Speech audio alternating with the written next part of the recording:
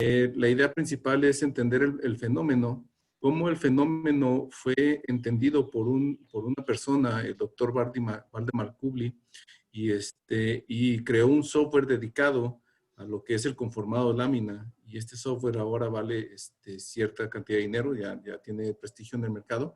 Y eso también una idea de si hay un fenómeno que esté en la industria, que lo hayan visto, cómo poderlo dedicar y hacer un software dedicado, ¿no? AutoFone no es un software que sea abierto, es de elemento finito, pero no es abierto, es dedicado a un fenómeno que es el conformado de lámina, y esto ha podido dar la oportunidad a los que trabajamos en AutoFone especializarnos y ser una solución, más que una solución, ser un socio tecnológico para las empresas. En este sentido, el fenómeno que se observó, que se quiso representar, es el de fabricación de piezas metálicas. En ese sentido, nosotros, la empresa puso el foco en la industria automotriz, ya que son la empresa el ramo de la industria en la que hay más dinero y hay más urgencia porque las piezas salgan bien o las cosas salgan bien a la primera y que no haya retrabajos y evitar este tipo de dinero. En el proceso inicial de fabricación, cómo se hacía antes o cómo se viene haciendo en muchos talleres, es que una vez que ya tenemos la orden de compra o la orden de fabricar un proceso, empezábamos con el diseño de la herramienta, hacíamos el maquinado de los herramientales, se montaba el troquel en la prensa, se ajustaban los troqueles, algunos parámetros, y hasta entonces podríamos ver el resultado de la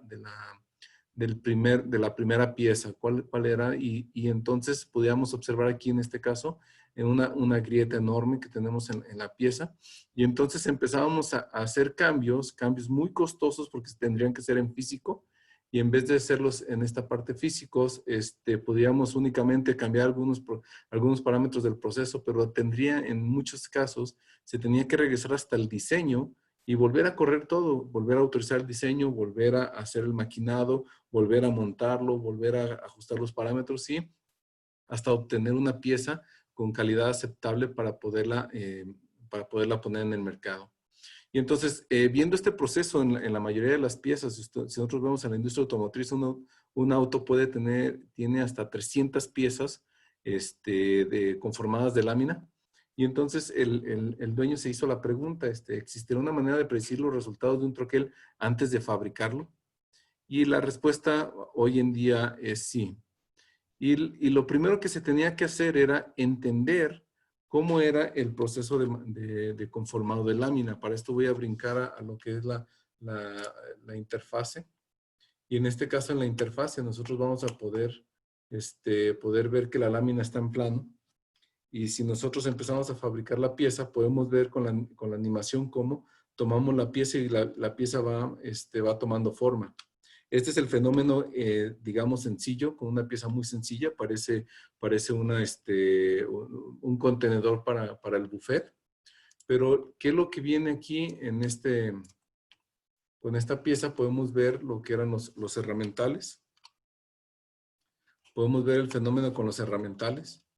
Y podemos ver aquí cómo la lámina se va deformando. Espero que la puedan ver. Voy a poner una variable para ver si se nota más el color de la lámina. Ahí se ve como en un verde, verde azuloso. Entonces podemos ver cómo se toma la lámina y cómo se va formando. Y este es el fenómeno que el doctor Valdemar Kubli quiso entenderlo y desarrollarlo para ofrecer un programa dedicado exclusivamente de elemento finito dedicado al conformado de lámina.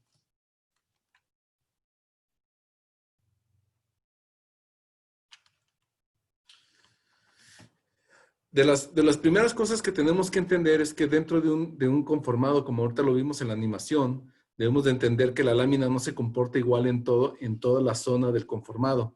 En algunas zonas las deformaciones pueden ser, son multiaxiales, en todas las zonas de la lámina son multiaxiales, y en algunas zonas podemos tener un estiramiento en todas las direcciones. En otras podemos tener estiramiento únicamente en una dirección. Aquí podemos ver que el círculo inicial lo estamos estirando hacia un óvalo, pero en uno de los sentidos no tenemos deformación. en otro pudiéramos tener la combinación de deformación o estiramiento en un sentido más compresión en el otro sentido, y también podemos tener en esta parte de la lámina. Entonces, todos estos fenómenos o esta variación en la deformación que nosotros tenemos son los que se deben de representar en el programa de elemento finito, y lo que es más importante, y vamos a ver ahorita, es cómo yo voy a caracterizar el material para poder representar estos fenómenos. Para poder hacer esto, necesitamos, para hacer el modelo, necesitamos tres cosas. Que en la vida real necesitamos tres cosas para producir piezas. Necesitamos la lámina, el troquel, o la máquina, y la prensa, ¿no? Para esto, una vez que modelamos el sistema, lo mandamos calcular, y algo que es muy importante es cómo voy a interpretar ahora los resultados. Muchas veces cuando uno es estudiante se asombra uno con el video que sale de la simulación, pero en ocasiones es más importante los resultados. Para hacer el modelado vamos a modelar tres cosas: los herramientales, el material de lo que voy a profundizar en esta plática, y los parámetros del proceso. Una vez que ya tenemos el modelo del sistema, entonces vamos a hacer el cálculo. En este caso, Autofon lo que usa un modelo implícito en vez de explícito. Y al final vamos a poder interpretar los resultados, porque lo que nos interesa es poder detectar que no exista grietas, que no exista arrugas, que la calidad superficial de la pieza sea la adecuada. Algo que es muy importante y de lo cual se hacen competencias, como olimpiadas para la gente que simula, se llama recuperación elástica, a ver quién puede predecir mejor la recuperación elástica del material. ¿Cuál es su robustez del proceso? Si al variar el material vamos a tener problemas. ¿Cuáles son las fuerzas para poder predecir cuál es la prensa? Y dónde van a estar los mayores esfuerzos en la prensa. Entonces, este es como el elemento finito se puede utilizar para este fenómeno. Entonces, pero vamos. En el cuestión de los herramientales, se simplificó mucho el modelo, porque si nosotros podemos ver, los herramientales son sistemas muy pesados que pueden llegar hasta los 30 toneladas por operación, 15 toneladas en dos mitades de 15 toneladas cada uno, pero de aquí lo único que vamos a extraer, lo único que vamos a tomar son las superficies que van a estar en contacto con la lámina. Todo lo demás, todo el sistema, todas las 30 toneladas no lo vamos a necesitar, lo que nos va a facilitar el sistema de mallado. En cuestión del material, una vez que ya lo tenemos y lo mallamos, en cuestión de materiales, nosotros sabemos que allá afuera hay muchos estudios sobre los materiales, y la ingeniería de materiales nos puede proporcionar miles de curvas, ¿no? Curvas de esfuerzo de formación, von Mises, círculo de Moore, FLD, diagrama de equilibrio metastable, curvas de histéresis. El material, los aceros están bastante estudiados. De todas estas curvas que nosotros podemos tener, nosotros vamos a elegir tres para poder representar este fenómeno. La primera es la curva de esfuerzo de formación. La segunda es una superficie de fluencia. Y la tercera, que nos sirve únicamente de interpretación, es la curva de FLD, o en inglés que le llamamos Forming Limit Diagram. En nosotros vamos a poder analizar si el material que nosotros tenemos, cuánta capacidad de deformación de ese material lo hemos utilizado en esta pieza. Y estas curvas, a pesar que los materiales o las probetas que nosotros tenemos no se parecen nada a mi figura final, gracias al método de elementos finitos vamos a poder usar estas tres pruebas o estas tres gráficas para poder calcular y personalizar el estudio, el modelo, a mis necesidades en el piso de producción. Ok, pues empezamos. De los primeros métodos que teníamos para estudiar los materiales es la prueba de tensión. Es muy económica y sigue siendo muy valiosa. De la prueba de tensión, lo que vamos a hacer es tomar un pedacito de material, le vamos a hacer la famosa forma ni o forma en hueso, que lo que nos va a ayudar es para poder concentrar las deformaciones en esta zona. Entonces, algo que es muy importante es que para no poder estudiar o que no sea variable con respecto a toda la probeta, vamos a instalar un tensómetro para nosotros concentrar el estudio con cierta porción del material, no en toda la probeta, porque pudiera haber variaciones en la forma en la que se enlaza, o podría haber variaciones en esta zona, en la parte alta, de la probeta que ofrezca diferentes resistencias. Entonces, es muy importante que podamos instalar un tensómetro para nosotros concentrarnos en cierta cantidad del material. De la prueba de tensión, de nosotros lo que vamos a obtener es una deformación total y la fuerza que nosotros requerimos. Esta es la gráfica que nosotros obtenemos y digamos que es la más pura, la más natural que nosotros vamos a obtener de la prueba de tensión. Pero esta gráfica está ligada a esta forma de probeta, a este espesor y a este ancho de probeta. Entonces, para nosotros poderla quitarle y poderla usar genéricamente en otros espesores y en otras formas, nosotros tenemos que sacar una curva de esfuerzo de formación ingenieril. Y ahorita vamos a ver la diferencia porque hay dos tipos de curvas, la ingenieril y la real. ¿Ok? ¿Y qué consiste la ingenieril? La ingenieril vamos a convertir la fuerza, vamos a convertir la fuerza, en vez de tener fuerza ahora vamos a llamar esfuerzos y en vez de tener deformación total vamos a tener porcentaje, un porcentaje de deformación. ¿Cómo vamos a lograr esto? Vamos a lograr con esta sencilla fórmula, porque el esfuerzo, nosotros tenemos aquí, vamos a dividir la fuerza que nosotros obtuvimos de la máquina o que registramos de la máquina, la vamos a dividir entre el área inicial. Y esto tal vez hoy con todos los sistemas de visión y todo lo que tenemos de avances en sensores, puede ser puede sentirse un poquito obsoleto, pero veamos que esta prueba viene desde hace 2 siglos, desde el siglo XIX. Y lo que se hacía es que antes de poner la probeta en la máquina de tensión universal o en la máquina universal de ensayo, podíamos medir con el micrómetro, con un pie de rey o con una cinta, podemos medir el área de la pieza y ese dato sí lo teníamos en un inicio y a pesar de que sabemos que va cambiando conforme va pasando la pieza. Y después nosotros tenemos un porcentaje de deformación y tenemos aquí nuestra curva. Aquí lo que nosotros podemos ver es que la curva se parece mucho a la anterior, a la que nosotros teníamos, porque es lógico porque está escalado. Todos los valores de la curva anterior los dividimos por el mismo dato que es el área inicial. Y de esta curva podemos obtener diferentes datos muy, muy importantes, como es el punto de fluencia. Esto es donde cambia de la zona elástica a la zona plástica. Nosotros tenemos también aquí la resistencia máxima. Esto es muy fácil de encontrar porque es donde tenemos la fuerza mayor. Y hasta ese punto nosotros lo que vamos a observar es una deformación uniforme de la probeta.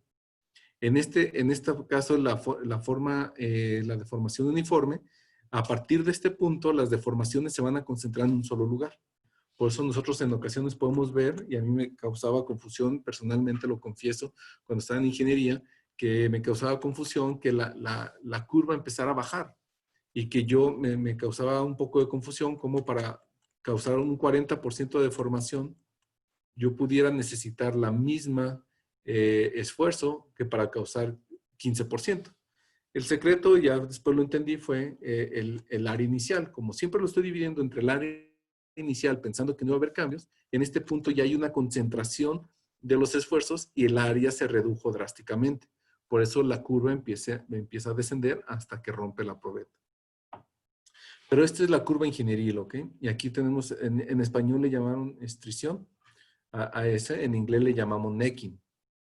Entonces, esta curva ingenieril no nos puede servir para la parte para llevarlo no lo podemos usar en un programa de elemento finito, la curva de esfuerzo de formación ingenieril. Y ahorita quiero hacer un pequeño ejercicio con ustedes, la importancia de poder calcular una curva real.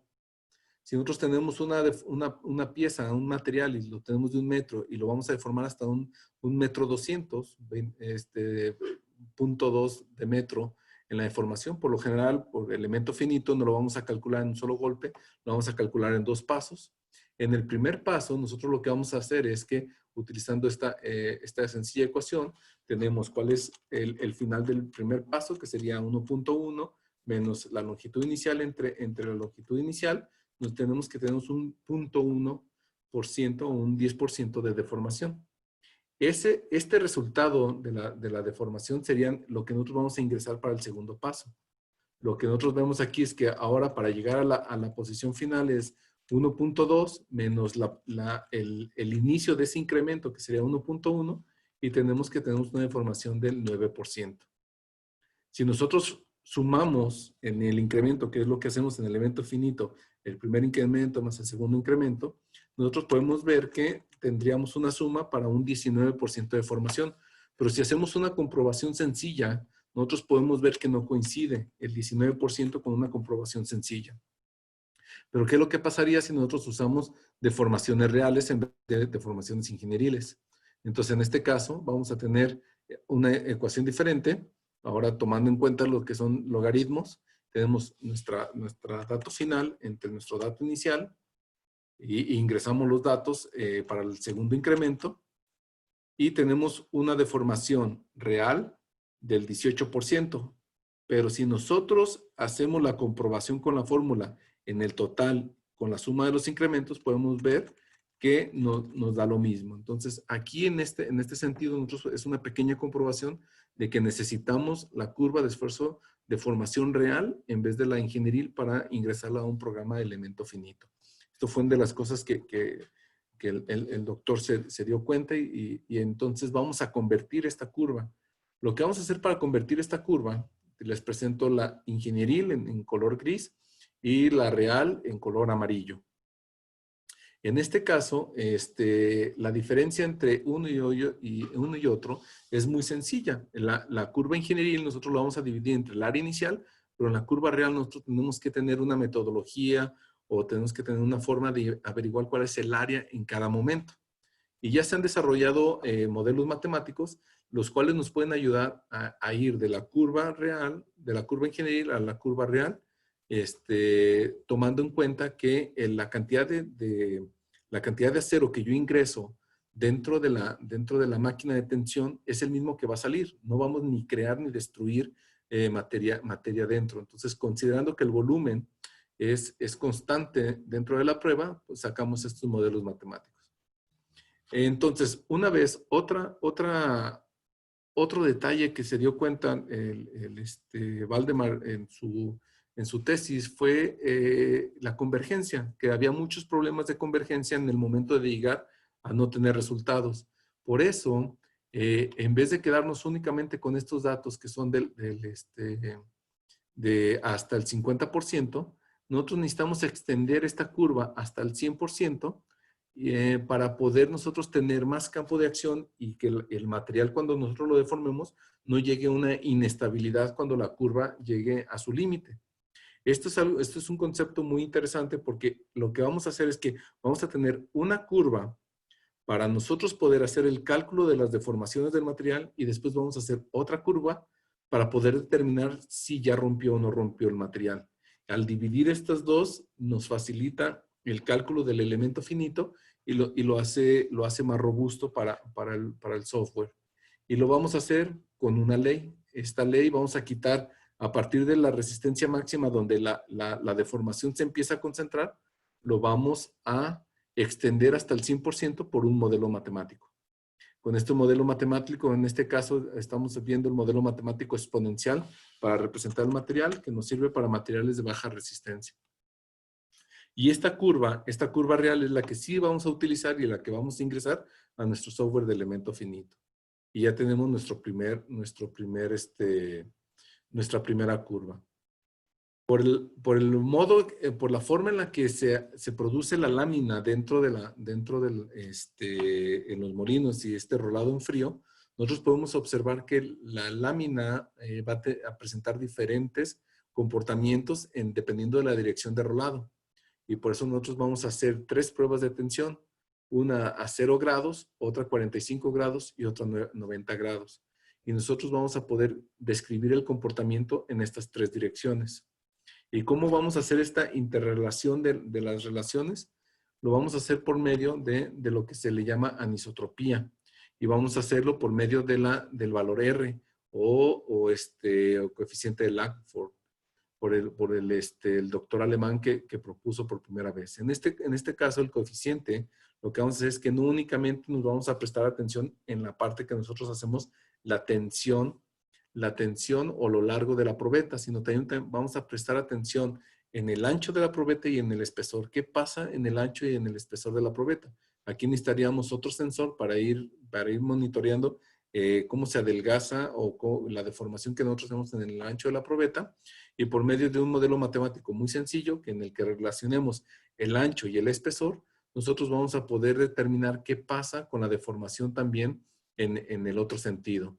Y aquí tenemos la que es muy común en elemento finito sería esta, que la deformación en el ancho entre la deformación en el espesor. Pero ¿qué nos quiere decir este valor? Este valor, y considerando que el material que nosotros ingresamos a la prueba se mantiene constante, la sumatoria de todas las deformaciones nos tiene que dar a 0, y este valor R, nosotros podemos determinar también qué es lo que va a pasar con el material, con el ancho y el espesor del material en diferentes situaciones para diferentes materiales. Y este es un valor que comúnmente nos lo dan los laboratorios. Estos serían los tipos de acero comunes para poder producir automóviles, con el nombre comercial, digámoslo así: acero para embutido profundo, acero convencional de alta resistencia, acero avanzado de alta resistencia y aluminio. Y estos serían sus valores típicos, sus valores típicos de valor R, que nosotros decimos 2.3, 1.6, 0.9 y 0.7. Entonces, si nosotros hacemos una deformación, la misma deformación a la probeta, a todos los aceros, nosotros vamos a ver cómo nos afecta el valor R. En este caso, en el valor R, con un valor R alto, lo que podemos observar es que lo que nosotros vamos a tener es que la deformación que nosotros vamos a tener presentada en el espesor es baja en comparación de los otros que ahorita vamos a ver, y esto nos va a permitir poder hacer un embutido. Y nosotros, en palabras más sencillas, un embutido es básicamente tomar la lámina y poderla estirar. Al momento de estirar las láminas o los materiales que nos permitan estirar el material sin que se reduzca considerablemente el espesor, son aquellos que nos van a facilitar más la vida en el embutido. ¿Qué es lo que va a pasar con un material o un acero convencional de alta resistencia, en el cual su valor R baja? Lo que vamos a ver es que esta misma deformación vamos a tener un impacto mayor en el espesor que en el ancho. Nosotros podemos ver que en aceros avanzados de alta resistencia, que son materiales muy duros, nosotros podemos ver aquí que en la parte del espesor hubo un impacto mayor. Y en el aluminio, que nosotros, la mayoría de la gente pensamos que es un material con alta conformabilidad o que podemos hacer un embutido profundo más fácil, podemos ver que tiene su ciencia, ya que su valor R es muy bajo, y vamos a ver que en el espesor nosotros vamos a tener un impacto grande en el espesor. Otro dato que nos pudiera servir de relación para relacionar los aceros y ver cuál es el comportamiento entre un acero y otro es el valor N. En este caso, el valor N lo sacamos de la fórmula exponencial, o lo podemos calcular relacionando dos puntos dentro de la curva. Y en general se puede relacionar que si la curva de esfuerzo de formación es más alta o tiene mayor diferencia entre un punto y otro, este material con esta curva más alta nos va a permitir una mayor cantidad de deformación antes de fallar o antes de presentarse una grieta. Y entonces, ¿cómo hacemos este cálculo? Nosotros aquí tenemos nuestra curva de esfuerzo de formación real, que nosotros lo sacamos primero por la prueba de tensión. Después de la prueba de tensión la convertimos en real, pero para observarla, nosotros lo que vamos a hacer es moverla al plano logarítmico. Es la misma curva, simplemente le aplicamos un logaritmo. Lo que podemos observar aquí es cómo la curva, en este ya no hay curva, nosotros podemos observar que en la parte final, antes de que falle el material, vamos a poder ver una pequeña recta. Es aquí donde nos interesa. Y aquí esta curva probablemente la tengamos muy complicada de entender, pero si yo les comento que este es el punto de fluencia, esta es la resistencia máxima, aquí podemos tener 10% de formación. Entonces, en este campo donde podemos ver la recta, que es la parte final de la curva, ahí es donde podemos hacer lo que es el cálculo del valor N. Y lo que vamos a hacer, me faltó comentar, que este cuadro que nosotros tenemos aquí, este es el cuadro que nosotros vamos a concentrarnos para poder hacer el cálculo del valor N. Y entonces aquí nosotros podemos ver, vamos a tomar dos puntos. Cada estándar nos va a determinar qué puntos queremos dar, o tal vez también el material nos va a decir qué puntos vamos a tomar.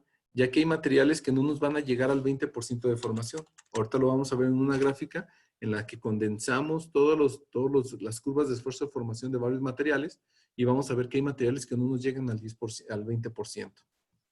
Entonces, el cálculo del valor N se simplifica, ya que si yo tomo 2 puntos, saco simplemente la tangente de ese ángulo entre esos 2 puntos y ese sería mi valor N de ese material. Y ese valor N nos sirve para poder comparar materiales y poder tener una referencia rápida de qué tanta capacidad de conformado tiene un material con respecto al otro. Si nosotros hacemos una analogía del valor N, me gusta mucho poner en palabras más sencillas esta parte del valor N. Materiales con un valor N elevado son capaces de tener una gran magnitud de elongación uniforme y una mejor deformación en frío. Y entonces, si nosotros tomamos una cadena, esta cadena, nos contamos 2, 4, 6, 8, 10 eslabones, cada eslabón es de 10 milímetros, y nosotros queremos provocar una deformación o estirar la cadena y tener una deformación de 10 milímetros. Nosotros vamos a ver cuál sería la analogía de diferentes materiales. Si nosotros tuviéramos un valor N alto, esto quisiera decir que la deformación, estos 10 milímetros que yo deformé la cadena, estos 10 milímetros, los voy a repartir de forma uniforme entre todos los eslabones. Entonces, cada uno de los eslabones, se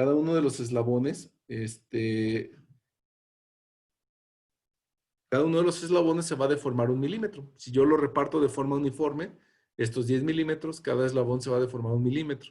Si cada eslabón era de 10 milímetros y yo lo deformo 1, estamos diciendo que necesitamos buscar un material que se pueda deformar 10% y ese material lo podemos encontrar fácilmente en el mercado. ¿Qué pasa con los materiales que tienen un valor N bajo? Lo que va a pasar es de que en vez de poder distribuir el esfuerzo entre todos los eslabones, lo que va a pasar es que ese esfuerzo se va a concentrar en 1, 2 o 3 eslabones, dependiendo del material. En este caso hice una representación con 3 eslabones, con 2 eslabones. Entonces, en vez de que se reparta el trabajo entre todos los eslabones, lo que vamos a ver es que estos 10 milímetros se van a concentrar en 2. Y entonces cada uno de estos 2 eslabones se tiene que deformar 5 milímetros. Entonces, en este caso, aunque en total la deformación sea de 10%, estamos viendo que vamos a tener secciones en las que se va a deformar hasta el 50% del material, y un material que se deforme 50% del material es ya muy difícil encontrarlo en el mercado. Entonces, para diferentes materiales, nosotros podemos observar que hay diferentes materiales en el mercado, y estos materiales han salido gracias a que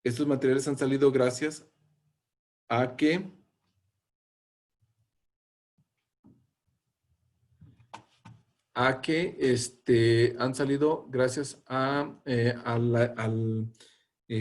que las regiones de automotrices principales han puesto mucha presión sobre las empresas para tener mejores automóviles en el cuestión de seguridad.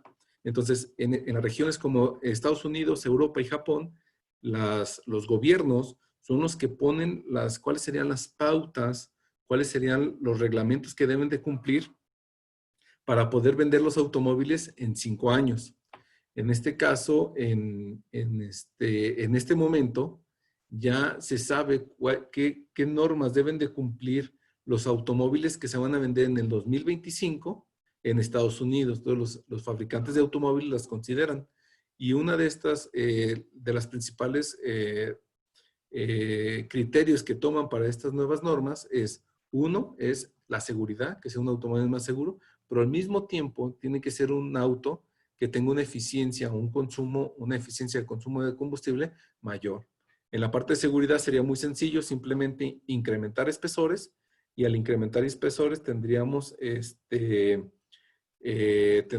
un auto más resistente, pero al incrementar espesores, el peso del vehículo se incrementaría y entonces tendríamos una relación de consumo, una eficiencia muy baja.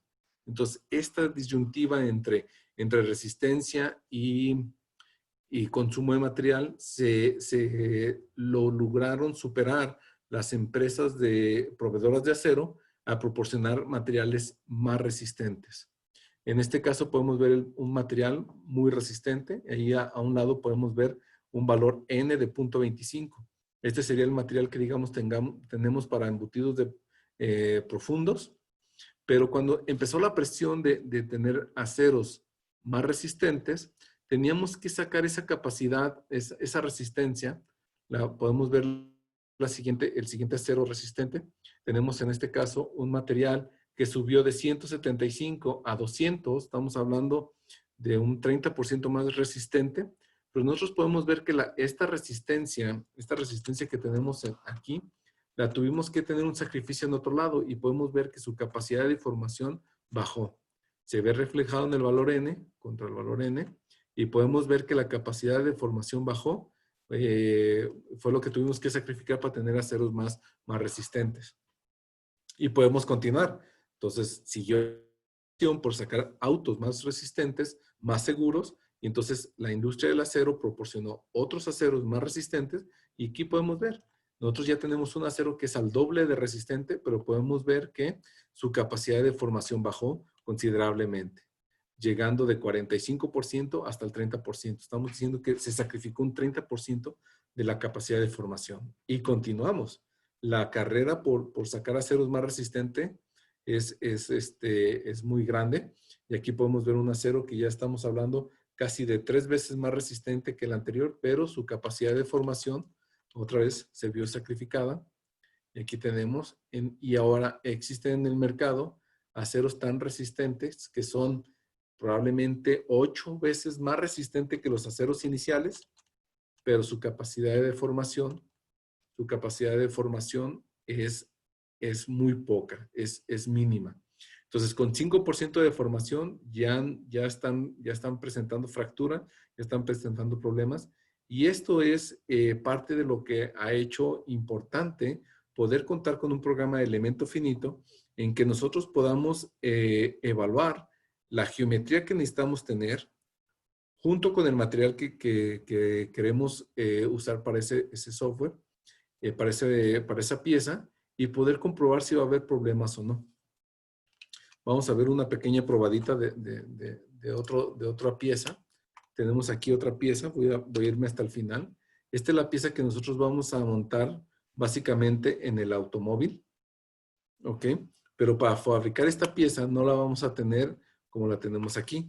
Vamos a pasar por diferentes pasos. El primer paso, por lo general, es el de embutido.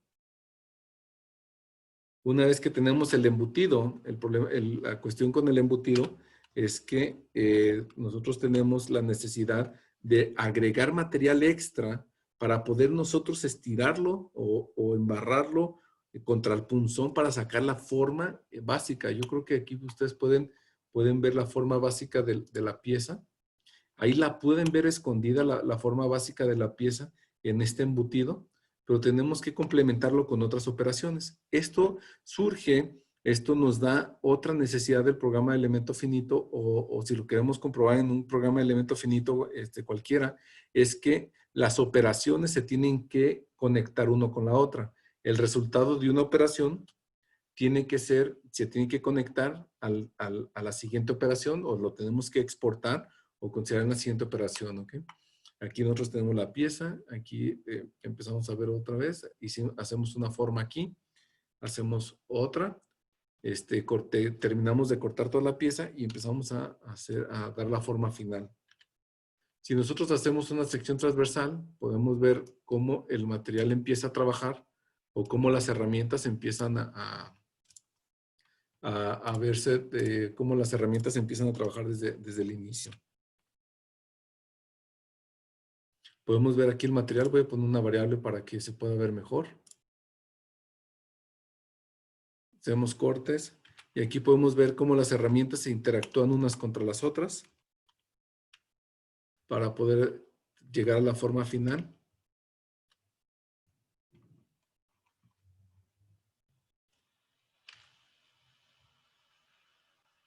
Y aquí nosotros tenemos la forma final de la pieza. Y cuando nosotros separamos un tema que es muy importante para el tema de dimensiones, es poder determinar cuál es la recuperación elástica de un material. Y aquí nosotros podemos ver cómo el material se considera y trata, en México le llaman memoria a este fenómeno, como si el material tratara de regresar a su forma plana, cierta cantidad, y esto es lo que nosotros podemos observar. Y esto, entonces, esto que nosotros hablamos ahorita es lo que se debe de considerar en el programa Elemento Finito para nosotros poder caracterizar el material. Ahorita les voy a mostrar la caracterización de este material. Y aquí nosotros tenemos, esta es la pestaña de caracterización en la que vamos a presentar cuatro zonas principales de información. La zona elástica, que es la primera columna de información. La zona plástica, la zona plástica con una curva de esfuerzo de formación. La superficie de fluencia para poder relacionar todas las direcciones del material. Y esta que nos sirve para interpretar, que es una curva para determinar cuál es el límite de conformabilidad de la lámina. ¿Ok? Entonces, esta es la caracterización del material.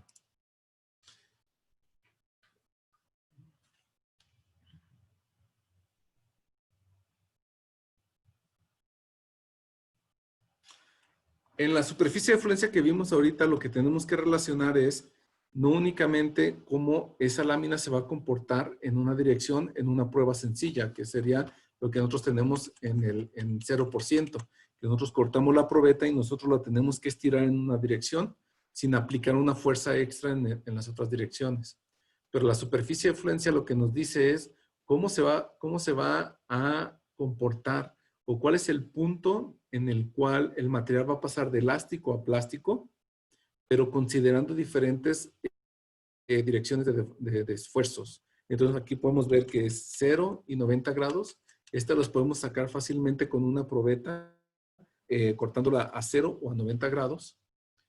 Y después nosotros, de las complicaciones o de lo que ahorita está urgido la industria del conformado de lámina, es para poder sacar la biaxial, que sería una máquina, no una máquina de tensión simple, sino que tenemos que hacer esfuerzo en ambas direcciones para poder obtener este punto en el que el material pasa de plástico a elástico, también en compresión y en otras combinaciones de esfuerzos para poderlo sacar.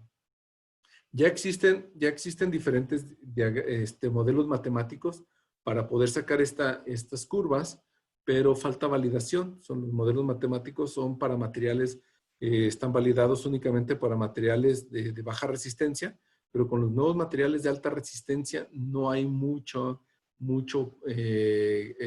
investigación y no hay muchas normas para poder sacar estas normas. La curva de tensión simple, que es nada únicamente estirar el material, ya hay muchas normas, ya hay estándares, ya está estandarizado, ya es un idioma común, pero en esta curva que se le llama yield surface o superficie de fluencia, no hay mucha investigación ni estandarización.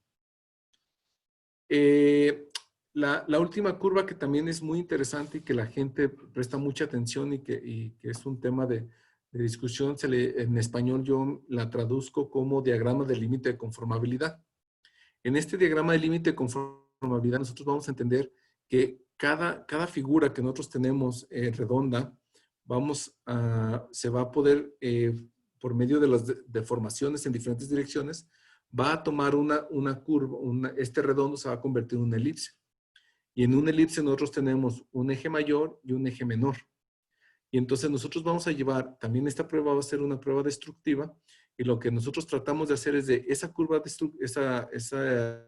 la prueba destructiva, poder detectar en cuál combinación de deformación ya empezó a fallar para poderla registrar. Lo que vamos a hacer es que en un material plano redondo, vamos a dibujar círculos, porque nosotros vamos a pensar que esta metodología que en la industria le suelen llamar Circular Grid Analysis se presentó por primera vez en 1960 por el señor Keller del MIT de Massachusetts, y lo que él proponía era que la lámina nosotros la tuviéramos, la dibujáramos con círculos, toda la lámina la dibujáramos con círculos, la metiéramos a la prensa y nosotros poder observar qué cantidad de deformación hemos consumido de su capacidad. Entonces, en esta parte nosotros vamos a dibujar un círculo. Después de hacer el círculo lo vamos a meter en una máquina con ambiente controlado. Lo vamos a llevar de esta máquina, lo vamos a deformar hasta que se presente la grieta y vamos a ver ese círculo cómo se deformó, de un círculo inicial, cómo se deformó. En este caso, como tenemos una sujeción constante a todo alrededor, el círculo inicial se va a volver otro círculo. Medimos en el momento de falla y podemos ver, por ejemplo, que tenemos un 53% de deformación en un eje y 53% de deformación en el otro eje y lo graficamos. Y entonces vamos, y en este caso con la segunda platina, con el segundo material, lo que observamos es que vamos a quitarle material en ciertas zonas y con esto vamos a provocar otro tipo de deformación. Lo vamos a llevar también a que rompa y al momento de romper vemos que ya no formamos un círculo completo. Vamos a medir ese círculo, ese segundo elipse, y vamos a ver que ahora en la deformación mayor, en el eje mayor, tenemos ahora únicamente 46% y en el eje menor tenemos 25%. Esto quiere decir que su capacidad de deformación es menor en esta combinación de deformaciones. Y continuamos. En estas pruebas se hacen de 15, de 12 a 20 probetas diferentes y podemos ver que le quitamos más material. Por lo tanto, ahora el material no se deforma en una de las direcciones y en este caso tenemos 41% en una dirección y 0% en la otra. Y continuamos hasta que llegamos a materiales que son similares a las pruebas de tensión y ahora lo que vamos a tener es que vamos a tener una especie de compresión y vamos a tener un estiramiento. Por eso el eje lo llevamos también a la zona negativa. Y entonces con toda esta prueba de tensión nosotros podemos predecir cuándo el material va a fallar. Y entonces, si nosotros unimos los puntos, esta curva nos va a dar todas aquellas combinaciones de deformación que vamos a tener que nos pueden llevar a que el material presente una grieta. ¿Ok? Si nosotros lo vemos directamente en el software, esta es la curva, pero nosotros lo que vamos a observar ahora en otro ejemplo, por ejemplo, yo creo que ya nos queda más claro que es, si alguna vez hemos tenido que pasar batería, hemos visto este tipo de paneles en la parte interior del cofre y nosotros podemos observar, en este caso, que esta es la curva FLD y lo que vamos a ver, si yo hago un acercamiento, es que cada uno de estos puntos va a representar a un elemento. Vamos a ver, vamos a darle seguimiento. Aquí está. Perdón. Vamos a ver. Podemos ver que cada uno de estos elementos está ahí y vamos llevando cuál es la combinación de deformación que tiene ese elemento y podemos nosotros ver que este proceso de manufactura que nosotros estamos proponiendo, que estamos validando, vamos a ver cuál es este proceso de manufactura. Nosotros vemos que primero embutimos la mayoría de la pieza, vemos como si naciera, si surgiera la pieza. Podemos ver en la FLD cómo las deformaciones se van incrementando. Cortamos el material que ya nosotros no necesitamos, hacemos unos pequeños ajustes, unas pequeñas deformaciones y nosotros ya tenemos nuestra pieza final.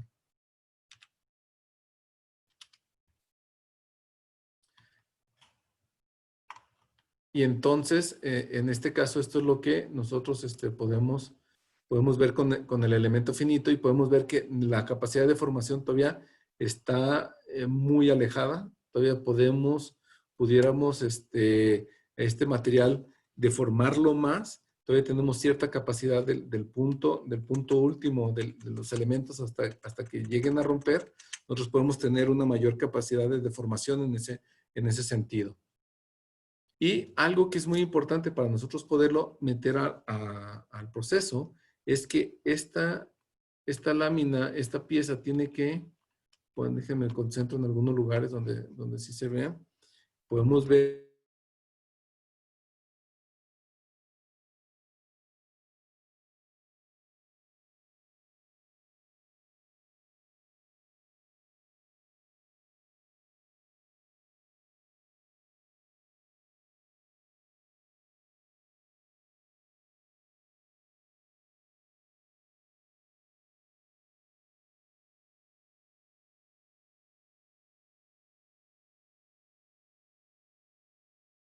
como esta, y ustedes sacaron la punta y observan la punta con una tolerancia de esa puntilla de 0.5, que por lo general todos usamos, más menos 0.5, es la tolerancia que nosotros nos permiten las empresas automotrices en figura para estas piezas. Por eso es la parte crítica. Entonces, esto se debe a la recuperación elástica del material. Tenemos que controlarla o tenemos que compensarla, ya que por hacer acero no podemos eliminar la recuperación elástica. Entonces, una representación rápida de qué es la recuperación elástica para pasar a la sesión de preguntas y respuestas. Vamos a verlo aquí. Entonces, si nosotros tomamos esta probeta y tenemos la curva de esfuerzo de formación y la deformamos hasta antes del punto de fluencia, ¿esto qué va a pasar? Que nosotros cuando soltemos la fuerza, vamos a tener, la lámina va a regresar a su forma original. Habrá muchos gente que nos puedan decir, bueno, si la deformamos 1000 veces va a quedar, vamos a provocar cierta deformación plástica por la repetición, pero en la industria automotriz una lámina únicamente la metes a la prensa una vez y si sale bien la usas en el carro, si no la mandas a reciclado. Entonces, estamos hablando de un fenómeno de una vez. Este mismo material, si nosotros lo llevamos hasta más allá de la recuperación del punto de fluencia, entonces ya vamos a tener una deformación permanente. Nos facilitaría mucho la vida que esa deformación que yo provoqué se permaneciera en la pieza, pero no va a quedar así. Entonces, vamos a tener una recuperación elástica. Esta recuperación elástica se llama recuperación elástica porque en su camino en su camino hacia ¿cómo se decía? Al punto de equilibrio, al reposo, en su camino al reposo, va a tomar un camino paralelo a la zona elástica. Por eso se le llama recuperación elástica. Entonces, la deformación plástica total es igual a la deformación, a la deformación total que yo le provoqué al material, menos este regreso, esta pequeña recuperación, esta deformación elástica o este regreso que nosotros tenemos. Entonces, por eso a eso se le llama recuperación elástica. Y si tenemos diferentes materiales, vamos a observar que si nosotros provocamos la misma deformación de los diferentes materiales, nosotros vamos a ver que esta es la recuperación elástica de forma paralela. Nosotros vamos a tener materiales que son muy duros, que la curva está muy arriba, como su camino hacia el reposo es mayor, vamos a tener una mayor recuperación elástica, y lo que pasa en el aluminio es que su zona elástica tiene otra inclinación, lo que nos va a provocar que tengamos una mayor recuperación elástica con este material.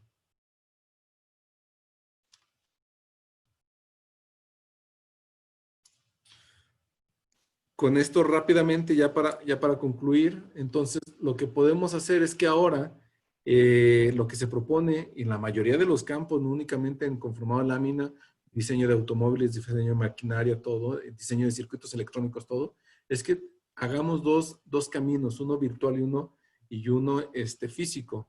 En el virtual nosotros podamos generar todos parámetros del proceso, calcular, igual que en la realidad vamos a tener en las primeras pruebas fallos, pero va a ser menos costoso realizar estos cambios, ya que son bits lo que nosotros estamos modificando. Y cuando hayamos llegado a un proceso, una calidad de la pieza aceptable, entonces esta información nosotros poderlas ingresar, ahora sí, en el campo real, terminar de diseñar, pero ya sabemos qué superficie nos va a dar buena calidad de la pieza, maquinamos, montamos, tenemos los parámetros del proceso, pero ya sabemos qué parámetros del proceso nos va a dar piezas buenas y en menos tiempo nosotros vamos a obtener una pieza de calidad aceptable para poderla ingresar en el automóvil. ¿Cuáles serían las conclusiones? Es que los procesos de conformado de lámina metálica se pueden reproducir y validar en programas de elemento finito con una gran correlación. Estamos hablando de arriba del 90% de correlación. Los tiempos de ajuste y arranque de producción se reducen al detectar problemas antes de maquinar los herramientales. Desde una computadora con unas características medias, digamos 40,000 pesos de inversión en equipo de cómputo, nosotros podemos predecir este comportamiento. Y la caracterización precisa del material, como lo vimos en esta pequeña presentación, nos va a ayudar mucho para que el modelo sea más preciso. Esto es el material que tengo preparado para presentar. Quiero agradecer y estoy atento a las preguntas. Muchas gracias, Benjamín. Creo que nos diste una gran lección de mecánica de materiales en 50 minutos. Y bueno, sí hay algunas preguntas. No tenemos ya tanto tiempo, desafortunadamente. Pero bueno, te quisiera preguntar un par de cosas. Con los aceros de mayor resistencia para baja capacidad de deformación, ¿se sacrifica en seguridad automotriz en referencia a la deformación de los automóviles en pruebas de crash test? No, lo que se hace es que se seleccionan ciertas piezas que van a llevar ciertas piezas, se hacen piezas que tengan que van a llevar la mayor impacto. ¿Cuál es el mayor qué es lo que nosotros queremos hacer es, cuando tenemos un impacto, nosotros lo que queremos es tener un control de los impactos y poderlos dirigir para que no lleguen hasta la zona del habitáculo, ¿ok? Lo que va a pasar es que estas piezas con mayor resistencia las vamos a utilizar en ciertas zonas. Estoy abriendo rápidamente otra presentación. Vamos a meterlas en ciertas piezas que son claves para la seguridad, que es el pilar B, que está en la mitad. Tenemos el pilar A, que forma parte del techo, el piso. Entonces, lo que se trata es de que estos materiales con mayor resistencia las usemos en lugares claves para poder nosotros hacer poder absorber lo que es el impacto y que la gente esté segura dentro del automóvil. Lamentablemente, el objetivo no es que mi carro salga ileso del golpe, simplemente es que la gente salga ilesa de los impactos. Espero haber contestado la pregunta. Ok, a ver, otra pregunta. Dice, cuando se recupera el material, ¿este no pierde propiedades? Ok. Es interesante esa pregunta porque cuando un material ya lo deformaste, no pierde deformaciones, pero ya el material ya tiene otra característica. Ok, a ver, no, déjenme, me voy hasta esta. Ok, ¿qué es lo que va a pasar? Lo que va a pasar es que el nuevo material ya no va a tener este punto de fluencia. Ok, cuando nosotros estiramos el material, este va a ser su nuevo punto de fluencia. Entonces, con la recuperación elástica no pierde propiedades, pero sí las vamos a cambiar cuando nosotros lo estamos estirando para hacer el embutido. Este es un fenómeno que no podemos evitar y que tenemos que poner atención porque cuando se hacen los modelos para pruebas estáticas de tensión, de crash para los automóviles, muchas veces la gente toma el CAD, toma las características del rollo y se olvida de la historia de manufactura de cada una de las piezas. Y entonces la gente hace los modelos para crash tomando en cuenta este punto de fluencia y no este nuevo punto de fluencia. Eso es algo que se debe tomar también en cuenta para la parte de el análisis estructural. Ok, hay otras preguntas muy relacionadas al software que obviamente es de tu compañía Autoform. Bueno, normalmente como estudiantes siempre hay una gran disponibilidad de softwares en el mercado, ¿no? Por ejemplo, hablamos de sistemas como Autodesk, donde tiene una versión estudiantil muy importante, ¿no? Sabemos que Autoform es un software muchísimo más especializado destinado para empresas, obviamente. Entonces, la pregunta es si existe alguna versión estudiantil de Autoform. Se pueden hacer convenios con universidades para que tengan acceso investigadores al software. Ahí se manejan descuentos del 90% de descuento para investigadores. Lamentablemente no hay versiones gratuitas para este caso, pero sí pudiéramos apoyar y alojar tesistas que estuvieran interesados en investigar en esta parte de la mecánica o del conformado de lámina. Pudiéramos alojar tesistas y pudiéramos apoyarlos con una licencia mientras hacen la tesis. Ok, hay otra pregunta más, también igual de la empresa Autoform y bueno, del software. Me preguntan en qué tipo de empresa, obviamente más allá de las automotrices, pero qué empresas actualmente están utilizando este software, ¿no? Nadie vendemos pan frío, ¿no? Entonces, en algún punto, la mitad, el 50% a nivel mundial de las empresas que fabrican automóviles utilizan Autoform en alguna parte del proceso. Algunos lo utilizan en el diseño del auto, algunos lo diseñan en la planeación de recursos, algunos lo utilizan en el diseño de troqueles. Entonces, en algún punto lo usan más de la mitad de los fabricantes de automóviles, ¿no? Y estamos hablando en México, nuestros clientes son Ford, Volkswagen en México, pero en Estados Unidos tenemos General Motors, Honda, Toyota, Chrysler, se me olvidó cuál es el tercero, General Motors, Chrysler, se me olvidó quién es el otro, en Europa, Seat, Peugeot, Fiat, BMW, todo, o sea, todo el grupo Volkswagen, todo el grupo Fiat, Fiat Peugeot, todo el grupo Nissan, nos utilizan, que son, digamos, los más grandes fabricantes de automóviles en volumen. Ok, bueno, pues Benjamín, me gustaría seguir preguntándote, pero bueno, ya desafortunadamente ya no tenemos tiempo. Voy a detener la compartición de pantalla y bueno, Sí. voy a poner, para terminar la sesión, quiero compartir contigo un reconocimiento que te hace la institución. A nombre del Tecnológico Nacional de México, del Instituto Tecnológico de Orizaba, te otorga el reconocimiento al maestro en ciencias Benjamín Morales Cervantes por la presentación de la conferencia virtual Caracterización de aceros por el conformado de lámina en el coloquio de investigación multidisciplinaria Evento Internacional CIM Orizaba 2020, realizado el 24 de octubre del presente año. Lo firma nuestro director, el maestro Rigoberto Reyes Valenzuela, y bueno, te agradecemos muchísimo que hayas aceptado la participación en este evento. La verdad es que fue una conferencia bastante interesante. Hay muchos comentarios bastante positivos de tu conferencia y muchas preguntas también que desafortunadamente ya no las voy a poder hacerte llegar. Pero bueno, muchas gracias por tu conferencia y seguimos en contacto. Gracias, Benjamín. A sus órdenes. Buen día. Buen día.